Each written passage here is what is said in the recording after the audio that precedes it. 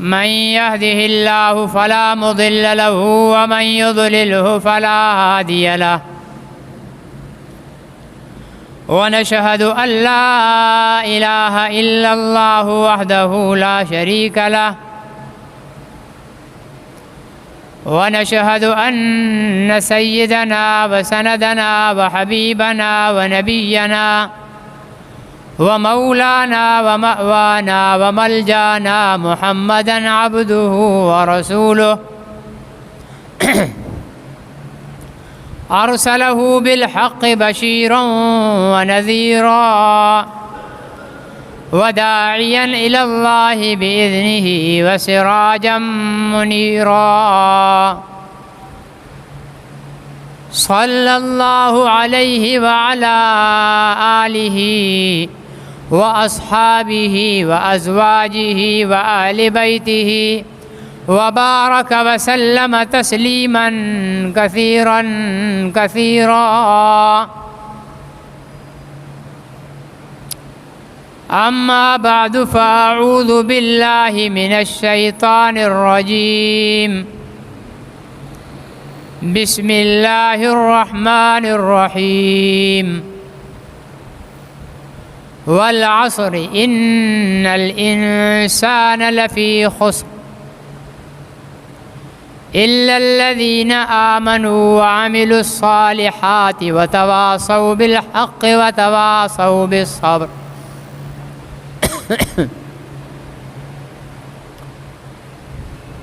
صدق الله وصدق رسوله النبي الكريم ونحن على ذلك لمن الشاهدين والشاكرين والحمد لله رب العالمين۔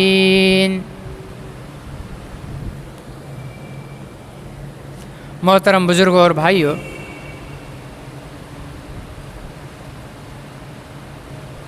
یہ دنیا خسارے کا گھر ہے۔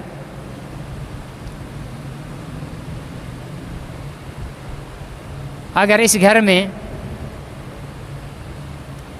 اللہ اور اللہ کے رسول کی تعلیمات کے مطابق زندگی نہ گزاری جائے، اپنی نفسانی خواہشات اور شیطانی تعلیمات پر عمل کرے گا انسان، تو اس کے لیے یہ دنیا بھی اور آخرت بھی ہلاکت اور تباہی کا گھر ہے۔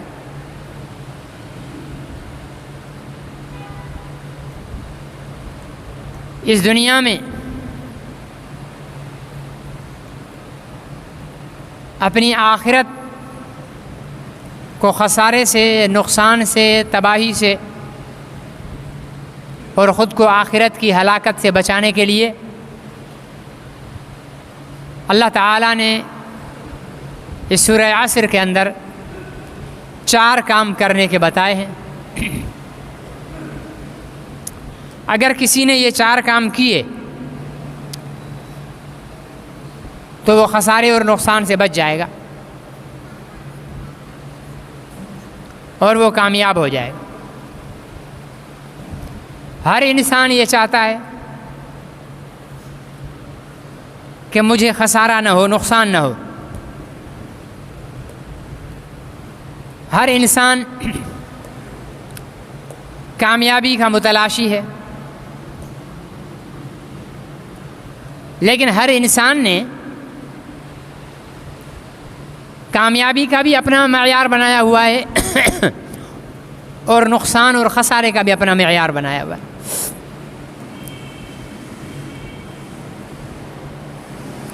کارخانے دار سے اگر آپ پوچھیں کہ نفع اور نقصان کیا ہے، تو وہ کہے گا کہ اگر میرے کارخانے میں پیداوار زیادہ ہو اور اس پیداوار سے میری آمدنی میں اضافہ ہو تو یہ فائدہ ہے، اگر پیداوار گھٹ جائے اور میری آمدنی کم ہو جائے تو یہ نقصان ہے۔ زمیندار سے پوچھو گے تو وہ کہے گا کہ فصل اچھی ہو گئی تو فائدہ ہے، فصل خراب ہو گئی تو نقصان ہے۔ مولوی صاحب سے پوچھو گے تو کہے گا کہ مدرسے کا چندہ زیادہ مل گیا تو فائدہ ہو گیا، مدرسے کا چندہ کم مل گیا تو نقصان ہو گیا۔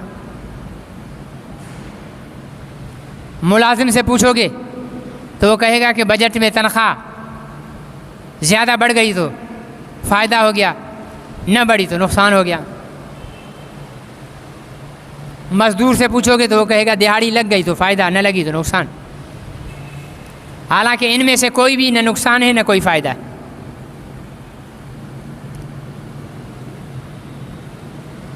نقصان وہ جسے اللہ اور اللہ کے رسول نقصان کہیں، اور فائدہ بھی وہ جسے اللہ اور اللہ کے رسول فائدہ کہیں۔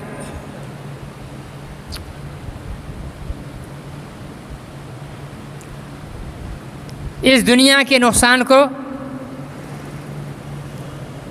اللہ اور اللہ کے رسول کے تعلیمات میں نقصان نہیں کہا جاتا، اور اس دنیا کے فائدے کو اللہ اور اللہ کے رسول کی تعلیمات میں فائدہ بھی نہیں کہا جاتا۔ یہ تو ہے ہی چند روزہ زندگی، آتے ہوئے اذان اور جاتے ہوئے نماز، یہ زندگی کی مختصر سی کہانی ہے۔ ایک اذان اور نماز کے درمیان کا وقت جتنا ہے انسان کی زندگی اتنی سی ہے۔ حالانکہ آخرت کی زندگی کے مقابلے میں یہ کوئی زندگی نہیں ہے۔ جب انسان آخرت کی طرف جائے گا تو یہ زندگی اسے یاد بھی نہیں ہوگی۔ عالم ارواح سے انسان چلا تھا، پھر انسان ماں کے پیٹ میں آیا، 9 مہینے ماں کے پیٹ میں رہا، وہاں کھایا پیا، سانس لیا، لیکن آج ہم کو اور آپ کو یاد ہے کہ ہم ماں کے پیٹ میں کیسے تھے۔ اسی طرح اس زمین و آسمان کے درمیان کا یہ جو پیٹ ہے، اس میں جو ہم 70-80 سال کی، 90 سال کی، 100 سال کی زندگی گزار کر جائیں گے تو آخرت میں ہمیں یاد نہیں ہوگا کہ کیا تھا۔ اتنی مختصر زندگی ہے۔ تو آخرت کے نقصان کو اللہ نے آخرت کا نقصان کہا ہے، اور آخرت کے فائدے کو اللہ نے فائدہ کہا ہے۔ ایک آدمی سونے کا چمچ منہ میں لے کر پیدا ہو، ساری زندگی گرمیوں میں ایئر کنڈیشن اور سردیوں میں ہیٹر پر بیٹھا ہو، جہازوں پہ اڑتا ہو، دنیا کے تمام قسم و قسم کے طعام کھاتا ہو، دنیا کے بہترین لباس پہنتا ہو، دنیا میں سب سے بڑا مکان بنا لے، اولاد، نوکر چاکر، بیویاں، یار دوست، ہر ایک دنیا کی نعمت ہو،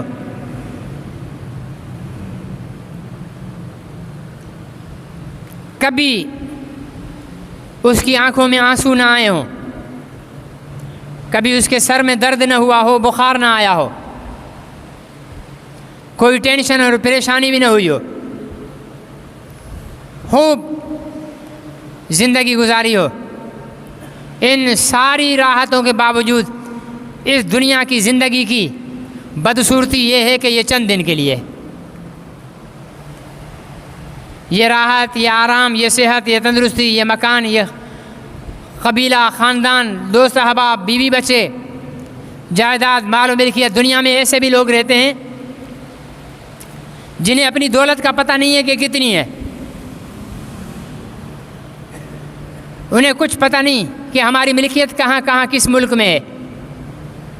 ہمارے ہاں پاکستان میں بھی ایسے نمونے رہتے ہیں جن کی اتنی ملکیتیں ہیں کہ انہیں پتہ ہی نہیں ہے کہ کہاں کہاں ہماری ملکیت ہے۔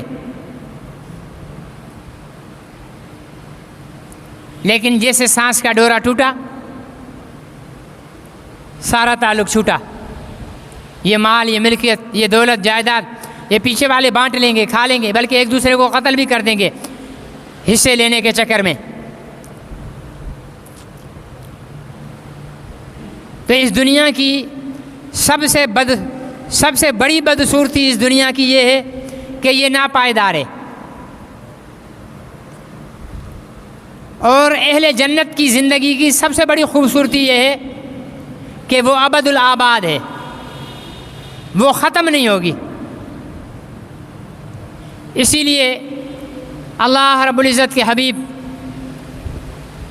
امام الانبیاء خاتم الانبیاء صلی اللہ علیہ وسلم نے ارشاد فرمایا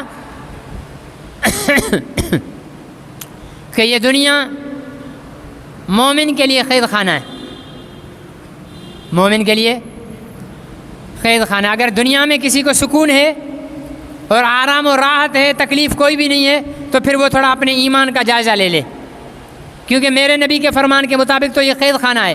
اگر آپ کو قید خانہ نہیں لگ رہا تو پھر اپنے اندر ٹٹولو کہ ہمارے اندر ایمان کی کمی آ گئی ہے، ہمارا ایمان جو ہے نا وہ بالکل ختم ہوتا جا رہا ہے، اسی لیے ہمیں دنیا میں راحت آرام سکون محسوس ہو رہا ہے۔ قید خانے میں کسی کو راحت ہوتی ہے؟ حضرت مولانا عمران خان صاحب سے پوچھ لو بھلے، حالانکہ بڑی سہولتیں دی ہوئی ہیں، بڑی راحت ہے، اچھے کھانے کھا رہے ہیں وہاں پر۔ ہم مہینے میں ایک دفعہ بھی دیسی مرغا نہیں کھاتے، حضرت صاحب ماشاءاللہ 2 ٹائم دیسی مرغا تناول فرما رہے ہیں، ٹھیک ہے نا جی، اور ورزش کے لیے سب کچھ، لیکن پھر بھی وہ باہر آنا چاہتے ہیں، کیوں؟ تنگ ہے، قید ہے، بیزار ہے بندہ، ٹھیک ہے نا جی۔ تو یہ دنیا میں اگر آپ کو تنگی، مشکل، پریشانیوں کا سامنا نہیں ہو رہا اور آپ راحت اور سکون محسوس کر رہے ہیں، پھر تھوڑا سا اپنے آپ کو ٹٹول لیں، پھر ٹٹول لیں۔ محسوس ہونا چاہیے آپ کو کہ یار میں قید میں ہوں، میں قید میں ہوں، ٹھیک ہے نا جی۔ اور دیکھا جائے تو واقعی قید میں ہی ہے۔ جیل میں بندہ اپنی مرضی سے جاتا ہے؟ نہیں جاتا، نکلتا اپنی مرضی سے، یا ہم آئے اپنی مرضی سے یا جائیں گے اپنی مرضی سے؟ قیدی قید خانے میں اپنی مرضی سے نہیں جاتا، ہم اس دنیا میں اپنی مرضی سے نہیں آئے۔ قیدی جیل خانے سے باہر اپنی مرضی سے نہیں آ سکتا، ہم اس دنیا سے باہر اپنی مرضی سے نہیں جا سکتے۔ قیدی کو قید خانے میں بھی حاکم کی مرضی سے ڈالا جاتا ہے، نکالا بھی حاکم کی مرضی سے جاتا ہے۔ اس دنیا میں بھی ہم حاکم اعلیٰ کی مرضی سے آئے ہیں، جائیں گے بھی حاکم اعلیٰ کی مرضی سے۔ اس سے بڑی تشبیہ اور کوئی قید خانے کی نہیں ہو سکتی ہے۔ جنت کافر کے لیے جنت ہے، کافر کے لیے جنت ہے۔ آپ دیکھ لو جتنے بھی کافروں کے ملک ہیں ماشاءاللہ بڑی دنیاوی ترقیاں کر رکھی ہیں۔ سوئٹزرلینڈ چلے جاؤ، امریکہ چلے جاؤ، برطانیہ، جرمنی، بڑی راحت آرام، کیوں؟ ان کی ہے یہی جنت ہے ان کے لیے، آخرت میں چھتر ہیں۔ تو سب سے پہلے تو یہ اپنے ذہن میں بات بٹھا لیں کہ اس دنیا کا نقصان حقیقی نقصان نہیں ہے، اور اس دنیا کا فائدہ حقیقی فائدہ نہیں ہے۔ تو اللہ تعالیٰ نے سورہ والعصر کے اندر فرمایا کہ قسم کھا کر کے، زمانے کی قسم، انسان خسارے میں ہے، انسان خسارے میں ہے۔ خسارے سے نکلنے کے لیے 4 کام کرنا پڑیں گے، 4 کام خسارے سے نکلنے کے لیے کرنا پڑیں گے۔ اگر وہ 4 کام کر لیے تو خسارے سے نکل گئے، اگر وہ 4 کام نہیں کیے تو پھر نقصان میں ہو۔ پہلا الا الذین آمنوا، پہلا کام یہ کرنا ہے اللہ اور اللہ کے رسول پر ایمان لانا ہے۔ لا الہ الا اللہ محمد رسول اللہ، یہ ایک سطر کا چھوٹا سا جملہ ہے، کلمہ، پورا دین اس کے اندر پیوست ہے، پورا دین اس کے اندر پیوست۔ لا الہ الا اللہ، اللہ کے سوا کوئی عبادت کے لائق نہیں، کوئی معبود اللہ کے سوا نہیں۔ عبادت کس کی کریں گے؟ اللہ کی۔ ہم نے عبادت کیا سمجھ لیا؟ بس نماز پڑھ لی عبادت ہو گئی، روزہ رکھ لیا عبادت ہو گئی، داڑھی رکھ لی عبادت ہو گئی، تسبیح کر لی عبادت ہو گئی، کسی پیر و مرشد کے بتائے ہوئے رات کو بیٹھ کر اللہ اللہ کر لیا عبادت ہو گئی، ٹھیک ہے نا جی، اس کو ہم عبادت سمجھتے ہیں۔ یہ عبادت کا ایک حصہ ہے، یہ کل عبادت نہیں ہے، یہ کل عبادت ہے، یہ عبادت کا ایک حصہ ہے۔ کل عبادت کیا ہے؟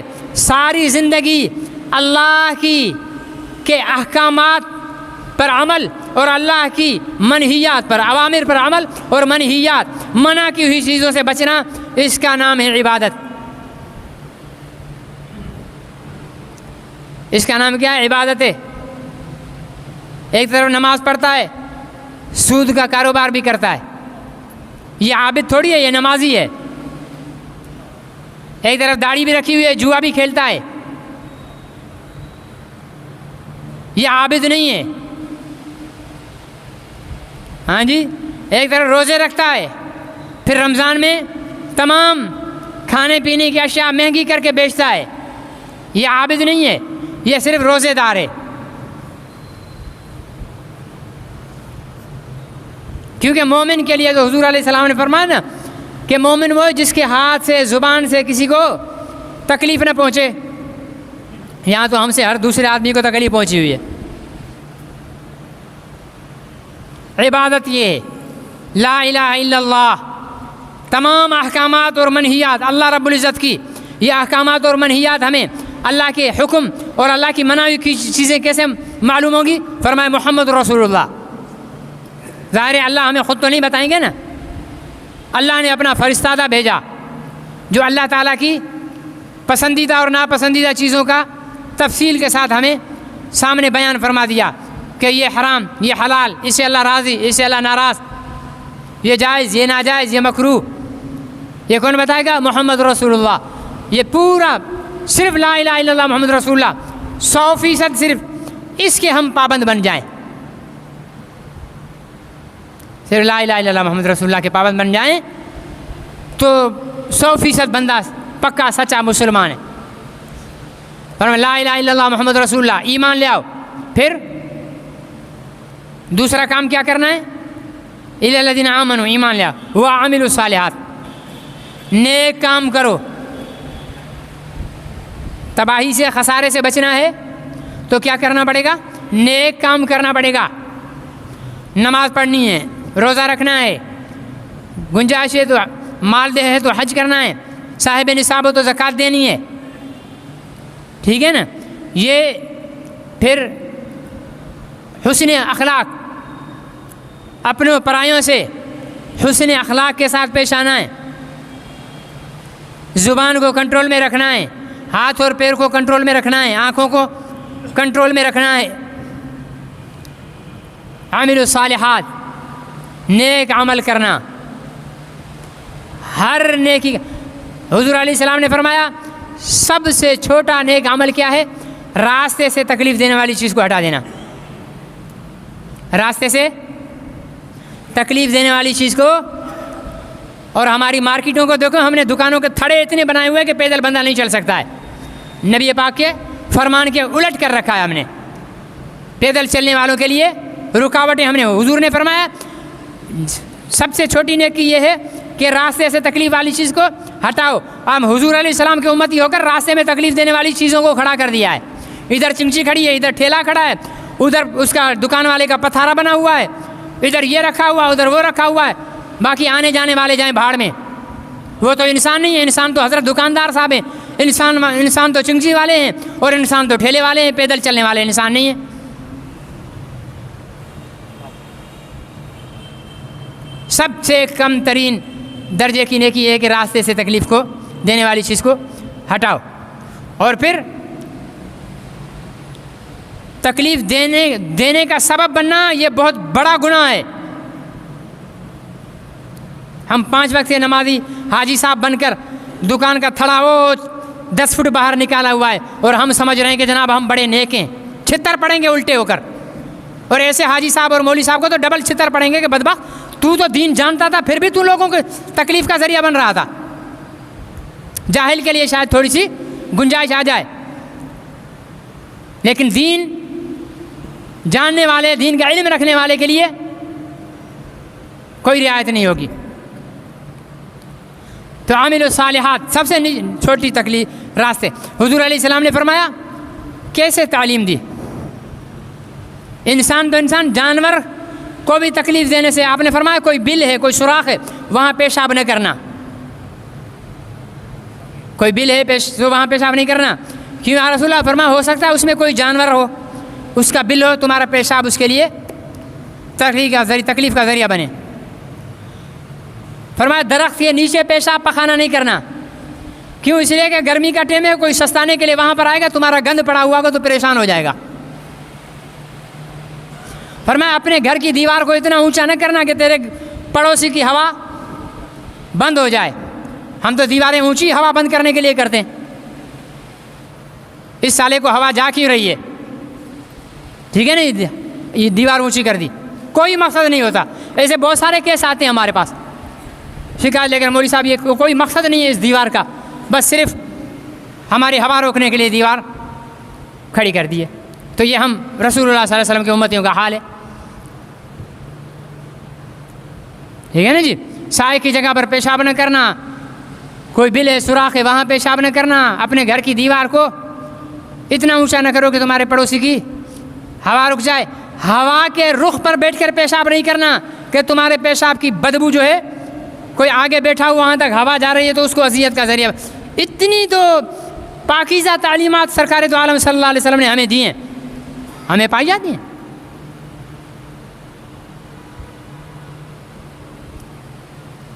ایمان لے آؤ، الا الذین آمنوا وعملوا الصالحات، نیک کام کرو، نیک کام کرو. پھر صرف نیک کام کافی نہیں ہوتا. خود حاجی صاحب بنے ہوئے، خود نمازی صاحب بنے ہوئے، خود حافظ صاحب بنے ہوئے، علامہ صاحب بنے ہوئے، ممبر پر بیٹھ کر بیان کر رہے ہیں، بیگم صاحبہ ٹی وی پر ڈرامے دیکھ رہی ہے. ٹھیک ہے نا جی. خود اپنی نظروں کی حفاظت کر رکھی ہے اور بیگم صاحبہ کو چھوڑا ہوا ہے بازار میں، سارے تاڑو تاڑ رہے ہیں اس کو. ایسے نہیں چلے گا کام. یہ تمہاری نظروں کی حفاظت تمہیں نہیں بچائے گی. اپنی بیٹیوں کو آزاد چھوڑا ہوا ہے، اپنی بہوؤں کو آزاد چھوڑا ہوا ہے، کوئی پردہ، کوئی شرم، کوئی حیا نہیں، بازاروں میں پھر رہی ہیں، گھوم رہی ہیں. الا الذین آمنوا وعملوا الصالحات، ایمان لاؤ، نیک عمل کرو، پھر وتواصوا بالحق، حق کی، دین کی وصیت کرو. یہ جو ہمارے تبلیغی بھائی کہتے ہیں نا امر بالمعروف نہی عن المنکر، اس امر بالمعروف نہی عن المنکر کے بہت سے درجے ہیں، بہت سے درجے ہیں. اب بیٹے کو ایسے نہیں کہنا بیٹا جی آپ نماز پڑھ لیجئے، آپ یوں کر لیجئے، آپ کی مہربانی، 2 تھپڑ لگاؤ نماز میں کھڑا کرو اس کو. ٹھیک ہے نا جی. بیگم کو نہیں کہنا حضرت بیگم صاحبہ ہم آپ کی قدم بوسی کر لیتے ہیں، آپ نماز نہیں. جیسے چائے میں میٹھا کم ہونے پر لڑتے ہو نا، ایسے نماز نہ پڑھنے پر بیگم سے لڑو. جیسے روٹی جل جانے پر لڑتے ہو نا، اس طرح نماز نہ پڑھنے پر لڑو اس سے، پردہ نہ کرنے پر لڑو اس سے، سختی کرو. یہاں ترغیب نہیں چلے گی، تحدید چلے گی، حکم چلے گا. پڑھو نماز، اپنی اولاد پر بھی حکم چلے گا. ہاں پڑوسی ہے، دوست ہے، اس کو محنت کرو بھائی، نماز پڑھ لو. اب اس سے نہیں لڑنا ہے، کہ اس سے لڑنے کا ہمارا حق نہیں، ہم اس کے مکلف نہیں ہیں. میں اپنے گھر کا مکلف ہوں، میں اپنی بیوی کا مکلف ہوں، اپنے بیٹوں کا مکلف ہوں، اپنی بیٹیوں کا مکلف ہوں، اپنے بہوؤں کا مکلف ہوں، پوتوں پوتیوں کا مکلف ہوں. ان سب کے بارے میں مجھ سے پوچھا جائے گا کہ کیوں نہیں، جب تو تیرے پاس تو ان کا جو ہے وہ حاکم تھا، تو نے حکم کیوں نہیں چلایا؟ کیوں حضور علیہ السلام نے فرمایا 7 سال کا بچہ ہو اس کو بول کر نماز پڑھنا شروع کرا دو، اس کو بولو نماز پڑھو بیٹا، مسجد میں لے آؤ، یہ کرو وہ کرو. اور 10 سال کا ہو اس کی پٹائی کر کے نماز پڑھاؤ، حالانکہ 10 سال میں نماز فرض نہیں ہوتی ہے بچے پر. فرمایا تھپڑ لگا کر اس کو نماز پڑھاؤ. کیوں؟ آج تمہارے تھپڑ کے ڈر سے نماز پڑھے گا، ٹھیک 5 سال کے بعد اس کی عادت بن جائے گی، 15 سال کے بعد آج خود مسجد میں آ کر نماز پڑھنا شروع کر دے گا. ہمارے تو 20 سال کا ہوتا ہے، جی ابھی تو بچہ ہے، ابھی تو بچہ ہے، ابھی عمر ہی کیا ہے. جب 30 سال کا کڑیل نماز آنکھیں دکھاتا ہے نا بوڑھے باپ کو، پھر آتے ہیں مولوی صاحب کوئی تعویذ دے دو، بیٹا فرما بردار ہو جائے، نہ فرمانے مانتا نہیں. اب مولوی صاحب کا تعویذ خاک اثر کرے گا، تربیت ہی ساری الٹی کر دی ہے. وتواصوا بالحق، نیکی کا حکم کرو. شہباز شریف کے لیے یہ نہیں ہے کہ ٹی وی پر بیٹھ کر بولے میرے بھائیوں دوستوں نماز پڑھنا شروع کر دو، نہیں، وہ اعلان کرے جو نماز نہیں پڑھے گا جیل میں ڈال دوں گا، کیونکہ وہ حاکم وقت ہے، اس کے ذمے ہے بے نمازی کو نمازی بنانا، نہیں بنائے گا الٹا لٹکے گا، خود ہی لٹکے گا، اس کا ذمہ ہے پورا نہیں کرے گا۔ میں اپنے گھر پہ حاکم نہیں بنوں گا، ان کو نہیں سدھاروں گا، میں الٹا لٹکوں گا۔ آپ اپنے گھر کے افراد کو نمازی نہیں بناؤ گے، پردے دار نہیں بناؤ گے، باحیا نہیں بناؤ گے، دیندار نہیں بناؤ گے، الٹے لٹکو گے۔ کیونکہ حضور علیہ السلام نے میرا ہر کوئی تم میں سے حاکم ہے، اور ہر حاکم سے اس کی رعیت کے بارے میں سوال کیا جائے گا۔ بیوی سے چائے میں چینی کم پڑ جائے تو لڑتے ہیں، سالن میں مرچ تیز ڈل جائیں تو لڑتے ہیں، روٹی زیادہ توا لگ جائے تو لڑتے ہیں، کپڑے کے تھوڑے سے بل سلوٹیں رہ جائیں استری صحیح نہیں کیے تو لڑتے ہیں، نماز نہیں پڑھ رہی پرواہ نہیں ہے۔ یاد رکھو آپ اپنی کمپلیٹ نمازوں کی وجہ سے اگر جنت میں جانے والے بن بھی جاؤ گے، یہ تمہاری بیوی تمہارے راستے میں رکاوٹ بن کر کھڑی ہو جائے گی، یا اللہ مجھے کیوں جہنم میں بھیج رہے ہو، اسے کیوں جنت میں بھیج رہے ہو؟ میری اگر بدعمالیاں ہیں، میری بے نمازیاں ہیں تو اس حاجی صاحب سے تو پوچھو، کھانے پینے پر مجھ سے لڑتے تھے، استری صحیح نہیں کروں مجھ سے لڑتے تھے، ایک دفعہ میرے سے نماز نہ پڑھنے پر لڑے، ایک دفعہ بھی پردہ نہ کرنے پر مجھ سے لڑے؟ نہیں لڑے نا، پھر یا میرے کو اس کے ساتھ جنت میں ڈالو، یا اس حاجی صاحب کو بھی پکڑو میرے ساتھ جہنم میں ڈالو۔ اس لیے میں اپنی نیکیاں کافی نہیں ہیں، اپنے جو رعیت ہے، جو اپنے ذمے ہیں، ان سب کو بھی نیکیوں کے راستے پر لگانا پڑے گا، تب ہماری نیکیاں بھی ہمارے لیے فائدہ مند بنیں گی، ہمارے گھر والوں کے لیے فائدہ مند۔ الا الذین آمنوا وعملوا الصالحات وتواصوا بالحق، نیکی کا حکم کرو۔ پڑوسی دکاندار برابر میں دکان ہے، آپ بھی دکان میں ہو، نماز کا ٹائم ہو گیا، بھائی آ جاؤ اذان ہو گئی چلو نماز پر، اس کے لیے اتنا ذمہ ہے، بولتے رہو بولتے رہو۔ کوئی پڑوسی بے روزہ ہے، اس کو روزے کی فضیلت بتا دو، جو کام ہمارے تبلیغ جماعت والے کرتے ہیں، نماز کی فضیلت بتائیں گے، روزے کی فضیلت بتائیں گے، جہاد کی فضیلت بتائیں گے، تبلیغ کی فضیلت بتائیں گے، حج کی فضیلت بتائیں گے، ٹھیک ہے نا جی؟ یہ سارے یہ جو فضائل اعمال ہیں نا، یہ سارا اسی کا نچوڑے، فضیلتیں بتاؤ۔ لیکن بیگم پر صرف فضیلتوں پر کام نہیں چلے گا، بیٹے پر صرف فضیلت سے کا فضیلت بھی بتاؤ، نہیں ہے تو پھر تھپڑ بھی دکھاؤ، ٹھیک ہے نا جی؟ یہ تو فضائل ہیں ہر عام مسلمان کے لیے، ہمارے ذمے ہے، ہر نبی نے دعوت دی دعوت دی دعوت دی، ایڑی چوٹی کا زور لگا لیا، آروں سے چر گئے، 950 سال محنت کی، ٹھیک ہے نا جی؟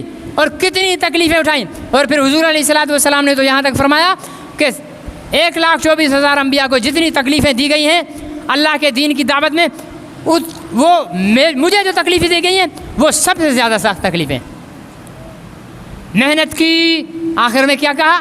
قرآن پڑھ کر دیکھ لو، وما علینا الا البلاغ، بھائی میرے ذمے تو پہنچانا ہے، میرے ذمے کیا ہے؟ پہنچانا ہے، نبی کا کام ہے اللہ کے پیغام کو پہنچا دینا، یہ ہر مسلمان کے ذمے۔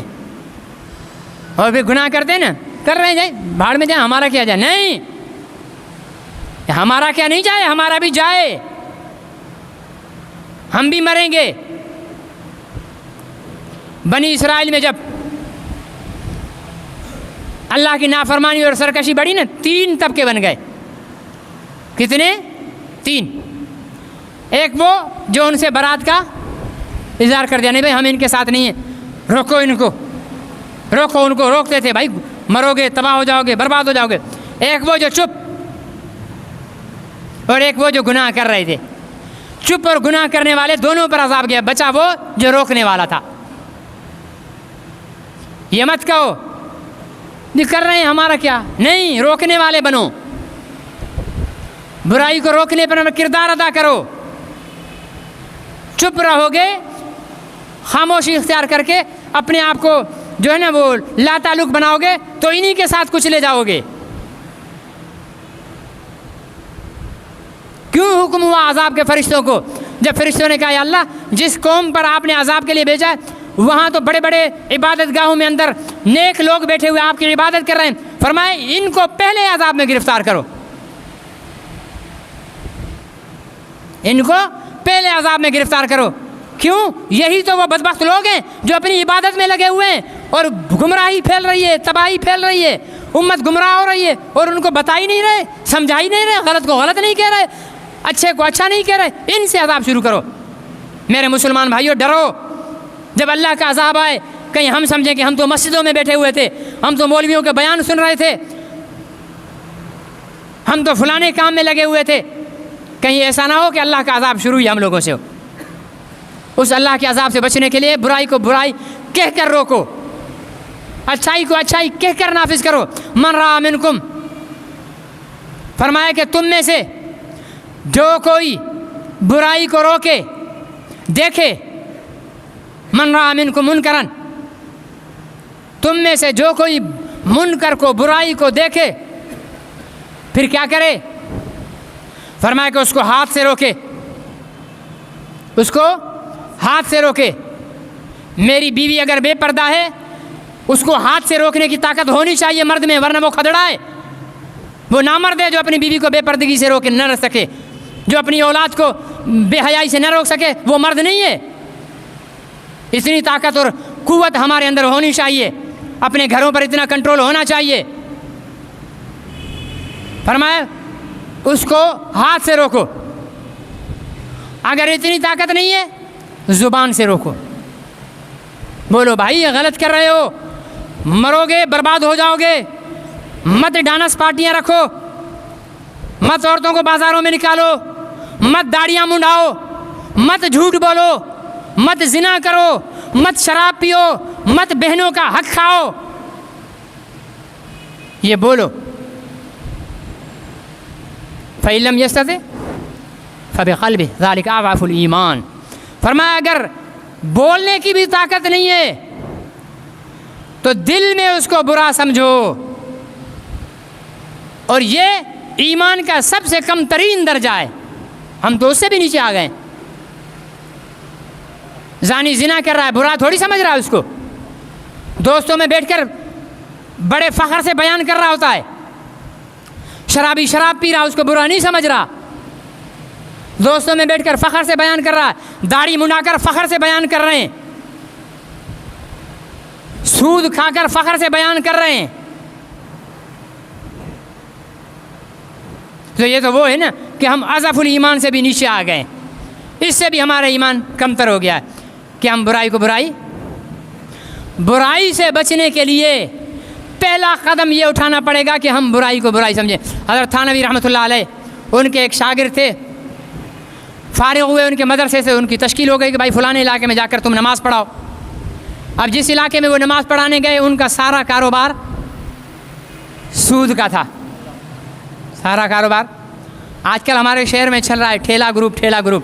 مجھے اس کی کوئی حقیقت پتہ نہیں ہے کیا ہے ٹھیلا گروپ. کسی دن پتہ ہوئی, اگر کسی کو پتہ ہو تو مجھے ساری حقیقت بتائے تاکہ کسی جمعے پر اس پر بھی روشنی ڈالوں. کچھ لوگ کہہ رہے ہیں یہ سود ہے, کچھ کہہ رہے نہیں. مجھے حقیقت پتہ نہیں, اس لیے میں ابھی تک کچھ نہیں بول رہا.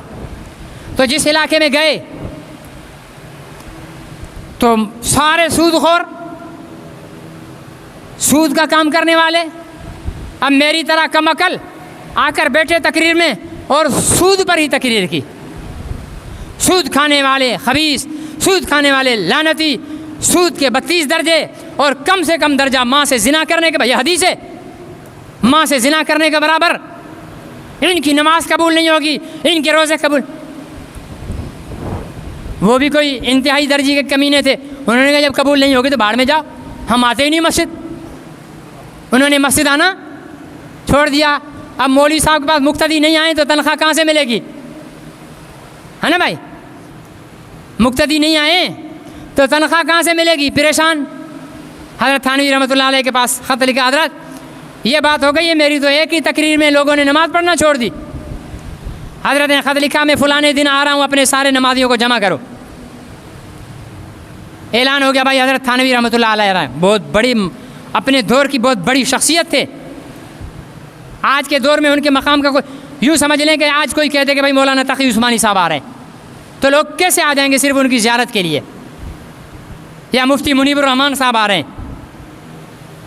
تو لوگ جمع ہو گئے, حضرت نے بیان کیا, فرمایا بھائی میرے شاگرد نے تم لوگوں کو بہت سخت کر دیا، اس نے سود کھانے سے منع کر دیا، میں کہتا ہوں سودی کاروبار کرو۔ سودی کاروبار حیرانگی کی بات ہے نا بھائی، حرام چیز کے لیے کہہ رہے ہیں۔ ان کو حکیم الامت یوں نہیں کہا گیا، حکیم وہ ہوتا ہے جو نبض دیکھ کر مریض کا علاج کرے، وہ سمجھ گئے۔ فرمایا بھائی میں فتویٰ دے رہا ہوں تم سود کا کاروبار کرو، لیکن ایک شرط ہے میری، ایک وعدہ کرو، رات کو جب بسترے پر سونے لگو وضو کرو، پھر ہاتھ اٹھاؤ، پھر اللہ سے یہ دعا کرو، یا اللہ سود حرام ہے، یہ نجس ہے، یہ خبیث ہے، ہم اس میں مبتلا ہیں، تو ہمیں اس سے چھٹکارا عطا فرما دے۔ سب نے کہا یہ تو بہت آسان کام ہے، روز بیٹھ کر دعا کر لیں گے۔ اب جو انہوں نے 10-15 دن یوں کہا نا سود حرام ہے، نجس ہے، خبیث ہے، تو کہہ کہہ کر دل میں ان کی خباثت، سود کی خباثت آ گئی، اور دعا کر رہے تھے کس سے؟ اللہ سے۔ مہینہ نہیں گزرا سب نے سودی کاروبار چھوڑ دیا۔ یہ تھا حکیم الامت۔ بھائی سب سے پہلے داڑھی منڈانے کو برا سمجھو، ہم تو سمجھتے ہی نہیں ہیں۔ ہمارا وزیر اعظم داڑھی منڈا، صدر داڑھی منڈا، چیف جسٹس داڑھی منڈا، MN MP S داڑھی منڈے سوائے مولویوں کے، ٹھیک ہے نا جی، ہمارے جتنے جج ہیں چند ایک کے سب داڑھی منڈے۔ آپ کو پتہ ہے داڑھی منڈے کی شریعت میں گواہی قبول نہیں ہے، اس کو فاسق تصور کیا جاتا ہے، اور ہم اس کو نارمل سمجھتے ہیں۔ جھوٹ بول کر دکاندار سودا بیچ رہا ہے اور سمجھتا ہے یہ بڑی خدمت کر رہا ہوں، سود کھا رہا ہے، زنا چل رہی ہے، شراب نوشی چل رہی ہے، اور ہم اس کو برا۔ پہلے برائیوں کو برائی سمجھو۔ 4 کام فرمائے، الا الذین آمنوا، خسارے سے بچنا ہے ایمان لے آؤ، وعملوا الصالحات، خسارے سے بچنا ہے نیک کام کرو، وتواصوا بالحق، خسارے سے بچنا ہے تو نیکی کا حکم بھی کرو، وتواصوا بالصبر، اور خسارے سے بچنا ہے تو برائی سے روکو۔ صبر کے معنی ہے رک جانا۔ دل کہہ رہا ہے زنا کروں، رک گئے، یہ صبر ہے۔ دل کہہ رہا ہے شراب پیوں، رک گئے، یہ صبر ہے۔ دل کر رہا ہے جھوٹ بولوں، رک گئے، یہ صبر ہے۔ دل کر رہا ہے سود کا کاروبار کروں، رک گئے، یہ صبر ہے۔ یہاں صبر سے مراد ہے برائی سے روکنا۔ یہ 4 کام کر لیں ہم دنیا اور آخرت کی تباہی سے بچ جائیں گے۔ ایمان، عمل صالح، امر بالمعروف، نہی عن المنکر۔ اللہ مجھے اور آپ کو عمل کی توفیق نصیب فرمائے۔ اللہ